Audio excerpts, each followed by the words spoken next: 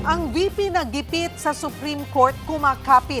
Yan ang banat ni Akbayan Party List Representative Percy Sendanya sa pagdulog ni VP Sara sa Korte Suprema para ipahinto ang kanyang impeachment proceedings. Umalma rin ang ilan pang kongresista laban sa bise. Nasa frontline ng balitang yan, si Marian Enriquez.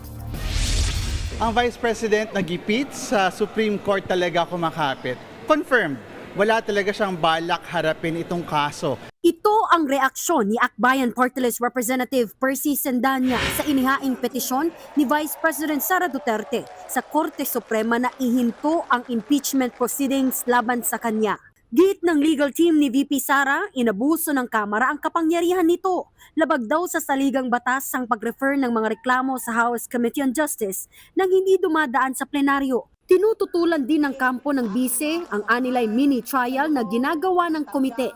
Pero ayon kay Sendanya, malinaw na umiiwas lang ang bise. Ang desperado na sila, natatakot na lumabas ang ebidensya, natatakot na lumabas ang katotohanan. Kasi alam ni VP Sara, paglabas ng ebidensya, wala na siyang takas. Para kay Bicol Saro Party List Representative Terry Ridon, nililin lang ng kampo ng bise ang SC at ang publiko. Mali raw ang interpretasyon ng kampo ng bise sa konstitusyon. Wala raw mali sa ginagawang proseso ng pagdinig ng impeachment complaints ng House Committee on Justice. Nangyari raw ang referral ng plenaryo sa komite noong February 23. Wala rin daw paglabag sa one-year bar rule. Hindi raw patitinag ang komite sa inihaing petisyon ni VP Sara sa SC.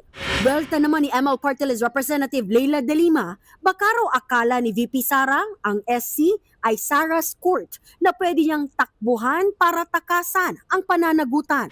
May event si VP Sara kanina sa Davao City pero hindi na siya nagpa-unlock ng panayam.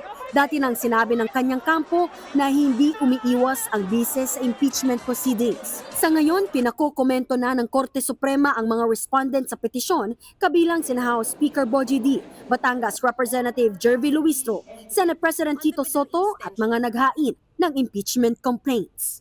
Nagbabalita mula sa Frontline, Marian Enriquez, News 5. Mga kapatid, Cheryl Cosing po. Maging maalam at may pakialam sa mga napapanahong issue at headlines. Mag-follow at mag-subscribe na sa social media pages ng News 5.